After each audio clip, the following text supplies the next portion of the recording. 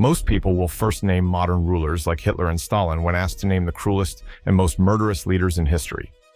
Going even further back, a lot of people talk about the Norse attacks, the British Empire, Attila the Hun, and many of the most cruel Roman emperors.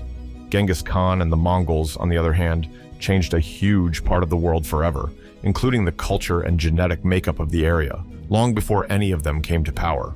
The Khan was a great tactician, and his cruel soldiers always did a lot of damage. Genghis Khan had molten silver poured into an enemy leader's eyes and ears. There are many stories about how cruel Genghis Khan was and the terrible things he did. Most of them say the same thing.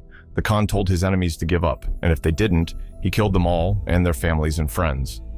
The Khan was proud of his killing sprees and thought that the fear they caused would help him get more enemies to join his side without losing any men.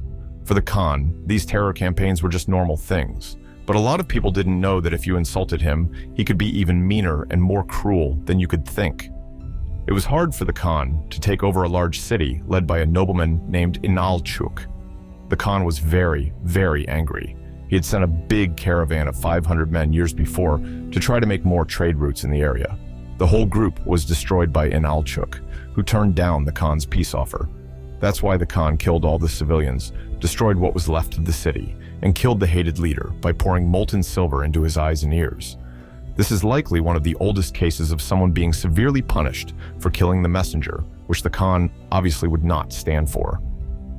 The Mongols could not shed noble blood, but the alternatives were more brutal. There was a time when the Mongols had respect rules, even when they were at war and killing people.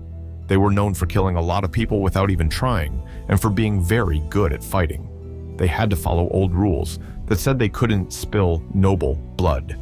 They were very serious about this, and if they caught someone from a noble family, they would not stab, cut, or kill them in any other usual way during a war. This did not, however, mean that the noble did not die a horrible death. In fact, it looks like the Mongols followed the rules to the letter, but they showed they didn't care about the rules by trying to find new ways to punish their enemies. They would just snap the nobleman's neck if they were lucky. It was quick, clean, and easy. But that was one of the few ways to do it. Another thing they liked to do was smother nobles, which hurts a lot more and lasts longer than beheading someone. Even though these don't look that bad, the worst was when they captured a big Russian army that had given up. Since most of them were lords, they couldn't be put to death the normal way. Instead, they took the weapons from their helpless enemies, put their prisoners under a wooden platform, and then stood on top of the platform and beat their foes to death. We have no idea how horrible that kind of death would be, but it sounds like one of the hottest things ever. Genghis Khan killed his half-brother as a child over a hunting dispute. He was a child when Genghis Khan's family was at odds with their clan and had to live on their own. His mom had to deal with 4 of her own kids and 2 stepchildren, and it was hard enough to make sure everyone ate. In his early years, Genghis was called Temujin. He learned early on that he had to fight and kill to get what he needed. Even though Genghis helped feed his family, he didn't always agree with how the food should be shared. He especially fought with his half-brother, who was about the same age as him. One day, they got into a big fight over some food that Genghis, as a child, had caught. He then told their mother about it. Genghis was very angry that his mother seemed to be against him, so he stormed off in a rage. Although Genghis's half-brother was busy with other things, he had no idea what was about to happen. He and his younger brother sneaked up on him and killed him with bows. Their mother was heartbroken and angry when she found out, but they were never punished for what they did. Some say that Genghis never felt bad about killing those people. Through his eyes, it was okay. It was also probably the first taste of something that would turn into a habit he couldn't break. The Khan left a greater death toll in his wake than Joseph Stalin. People don't always remember Genghis Khan as badly as they remember other cruel historical figures. A lot of people forget that the Great Khan's rampage caused so much damage that he completely destroyed whole countries and huge populations as a habit. Recently, some people have said that Stalin killed around 20 million people, which would make him worse than the Nazis. That being said, he is nothing compared to how cruel the Mongols were when the Khan was in charge. About 40 million people died because of the Khan, according to historical figures. He loved to brag about these numbers whenever he could. He probably thought that telling people about how violent he was would keep them scared and make them more likely to give in. But even though the Khan was a very cruel killer, he was not completely heartless. In order to avoid taking a direct hit and win by name alone, he always let his enemies join his empire first. In some cases, he sent more than one messenger before going on a killing spree that killed people and destroyed everything that was important to their culture or way of life.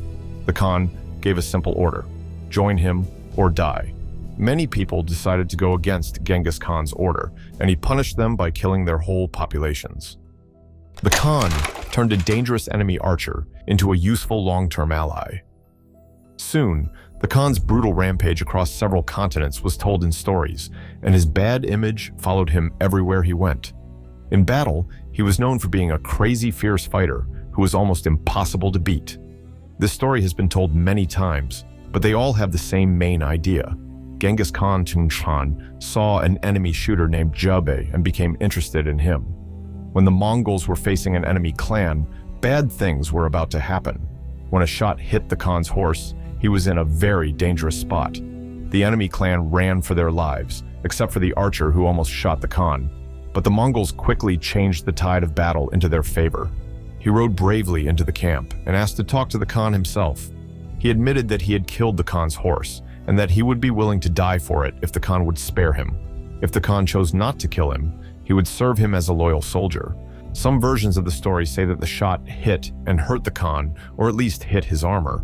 Others say that the Khan lied to protect his pride, and the archer was brave enough to tell him the truth. No matter which account of events is true, the Khan spared the archer and made him one of his top commanders in the army from that day on. The Khan may have been very cruel and mean, but he was smart enough to not pass up a great friend when he saw one. One of his Mongol enemies was known for boiling captured generals alive. Genghis Khan was known for many things, but one of them was not being forgiving. As we already said, he was happy to kill enemies and civilians who had quietly given up without a fight.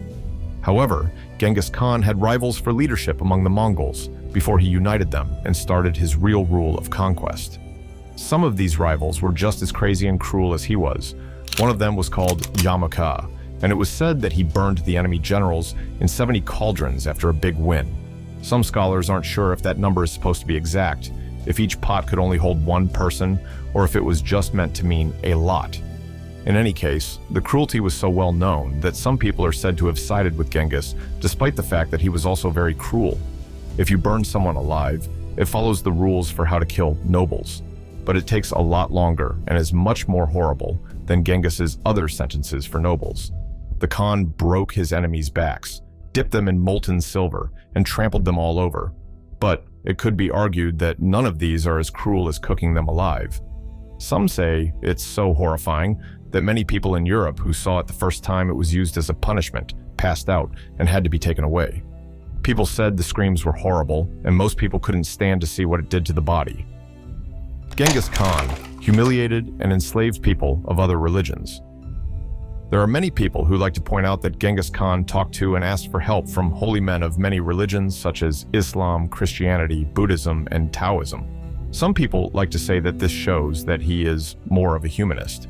People forget, though, that the man in question was a cruel and heartless dictator. He may have been smart enough to learn everything there was to know about his enemies and how they did things, but he never showed any religious compassion in his life or in his rule. He actually felt very badly about Jewish and Muslim people, calling them slaves and making them feel bad by not letting them follow their own traditions. He told them that the Mongolians had beaten them, but they wouldn't eat Mongolian food. The Khan thought this was very rude because he had defeated them and let them live in his country, but they only wanted to cook and eat food their own way. He told them they couldn't follow their traditions by eating any food that wasn't made by Mongolians. Muslims weren't allowed to kill a sheep, and they would be very guilty if they were caught. People who were Jewish were also not allowed to do their custom of circumcision. The Khan thought that everyone who lived in his kingdom should follow his rules. Studying other religions was probably mostly for him to learn how to better control his enemies, since he didn't like living with the weird and different things that other faiths had to offer. He had his men use captured enemies as body shields in combat. Not too long ago, Stalin used captured enemy troops and his own country's prisoners as human shields in battle during World War II. The cruel ruler used this evil and terrible plan, but it worked for him. His war cost a lot of money, so he got rid of all kinds of prisoners who would have cost a lot to keep, and used them to win fights instead. Some people have used people as shields in battle before, even though this may seem like one of the worst things ever done. Throughout history, prisoners and people who have been captured have often been made to fight at the front lines of wars. But the Khan had already used and improved the plan before many of them even thought of it. People the Khan chose to use as human shields in battle were very important to him. He would sometimes kill enemy troops who had given up and were expecting to be treated well. Sometimes, if they were really good at what they did and had the right attitude, he would let them join his army. But when he felt like it, he would have his men take a lot of enemy troops who had given up and make them fight at the front lines. When soldiers were caught, his men would try to get them to fight as hard as they could. If they didn't, they would be killed. They could only put off their deaths by fighting as hard as they could for the Khan and his forces. If they really showed how valuable they were, they might even get a place in his forces. While massacring a city and its population, he declared himself sent by God to punish them. He came across the city of Samarkand while he was on his cruel attack through the Khwarezmiya Empire. He was furious and ready to attack and hurt anyone who stood in his way. He had just returned from Otrar, where he killed an Alchuk with molten silver. He was so angry that he told the people there that God himself sent him to punish them. Following this, he completely wiped out the city's people and everything they owned. When he got to Samarkand, he was met with strong resistance from more than 100,000 troops, but he was able to wear them down by cutting off their water supply, which caused them to slowly die out, and let him into the city proper. Some stories say that when Genghis Khan and his men destroyed the city, they found any pregnant women and stabbed them and took out the babies they found inside. It's possible that the storytellers exaggerated this to make the Khan look bad, either to help or hurt his image. But if it's true, it wouldn't be surprising given how cruel the Mongols were in general. Some reports say that almost 500,000 people were killed or made to leave the city. When the Mongols were done, there were only ruins left. The sacking of Urgench was arguably the most brutal and thorough massacre in history. The last place the Great Khan went to kill people in the Khwarezmiya Empire was Urgench, and they put up a terrible fight. Most of the time, the Khan could beat his enemies quickly, but this fight went on for 6 months. The records show that once they got into the city, they couldn't start stealing and robbing like they usually did. A wall was built around the city, and the enemy fought from every house inside the city using guerrilla tactics. The Mongols got sick of this very quickly and decided they had to do something more serious. They knew they would have to burn down the whole city if they couldn't find all the men who were hiding inside. Even though the city was burned to a crisp and no longer recognizable, the enemy troops who were still alive continued to fight against the Khan's army. For they knew that if the Mongols caught them, they would die a shameful death, so they kept fighting until the end. It is said that the Khan had a dam redirected so that it would flood and destroy what was left. He also ordered that any civilians or soldiers who were still alive should be killed. No excuses. Some sources say that more than 1 million people were killed in the final massacre, but it's not clear if they're exaggerating. If this is true, it would be one of the biggest groups of people killed in a short amount of time in human history. We hope you liked this video. Watch another video here